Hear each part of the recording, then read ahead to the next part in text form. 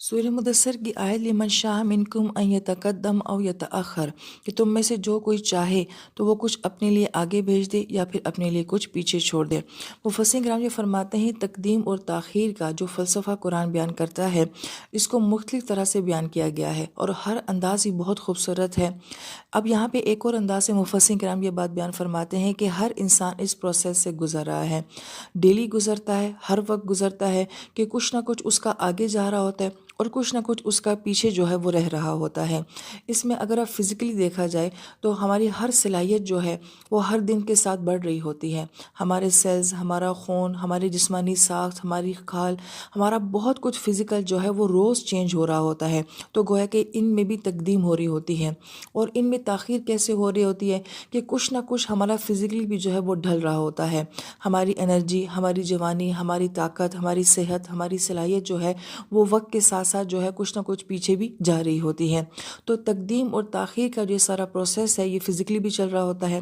और इसी तरह से जो मानवी लिहाज से या रूहानी लिहाज से है वो भी हमारे साथ हो रहा होता है कि हर लम्हे के साथ हमारी रूहानियत बढ़ भी रही होती है। जो शऊर मुझे आज हासिल है वो कल हासिल नहीं था, जो इल्म मुझे आज हासिल है वो कल नहीं था, जो इन्फॉर्मेशन मेरे पास आज है वो कल नहीं है, जो अल्लाह ताला की ज़ात के साथ ताल्लुक़ आज है वो कल नहीं था। तो गोया कि रूहानी लिहाज से भी हर वक्त जो है हमारा कुछ ना कुछ तकदीम में आगे जा रहा होता है और सेम टाइम ऐसा होता है कि कुछ ना कुछ पीछे छूट भी रहा होता है।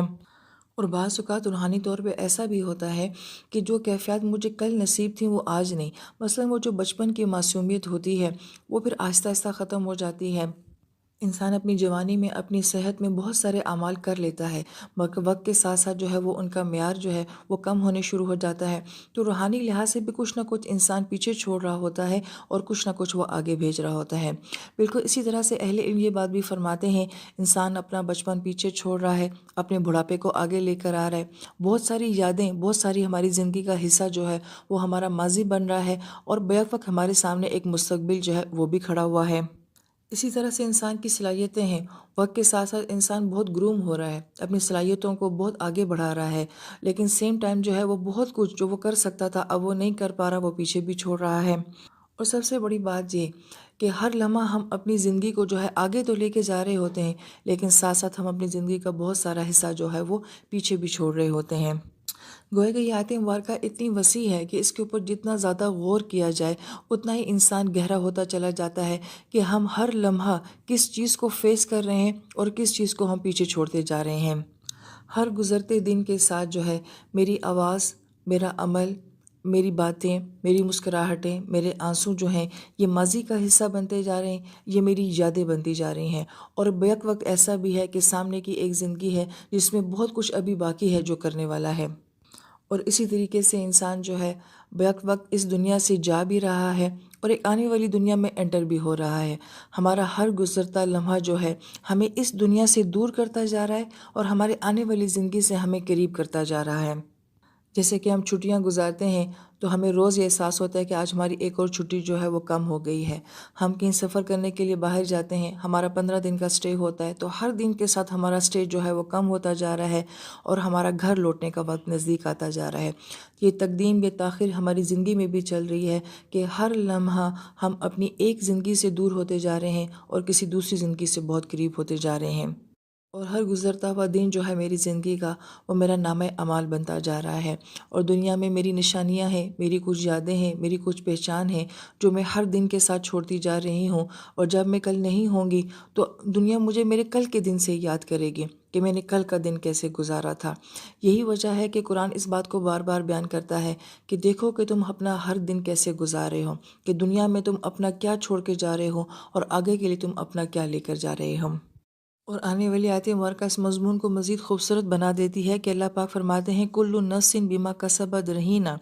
कि हर इंसान अपने अमाल की वजह से गिरवी रखा हुआ है। आयत मुबारका में लफ्ज़ रहीना आ रहा है जिसे हम अपनी उर्दू ज़बान में गिरवी रखना कहते हैं कि आप अपनी कोई चीज़ किसी के पास रखवा देते हैं और उसके एवज़ जो है आप उससे कुछ माल ले लेते हैं। तो इस आयत मुबारका के मुताबिक हमारी ज़िंदगी और हमारी जान जो है वो हमारे अमाल के मुताबिक जो है वो गिरवी में रखी हुई है। اس لیے حدیث پاک کے نبی علیہ السلام نے اس کیفیت کو بہت ہی خوبصورت بیان فرمایا ہے کہ ہر انسان جب صبح بیدار ہوتا ہے تو وہ اپنے نفس کا سودا کرتا ہے، یا تو وہ اپنے نفس کو ہلاک کر دیتا ہے یا پھر اپنے نفس کو آزاد کر دیتا ہے۔ اور یہی مفہوم بیان کیا گیا ہے کہ جب انسان شام کو اپنے گھر میں لوٹتا ہے تو یا تو اپنے نفس کو ہلاک کر کے لوٹتا ہے یا پھر اپنے نفس کو آزاد کر کے لوٹتا ہے۔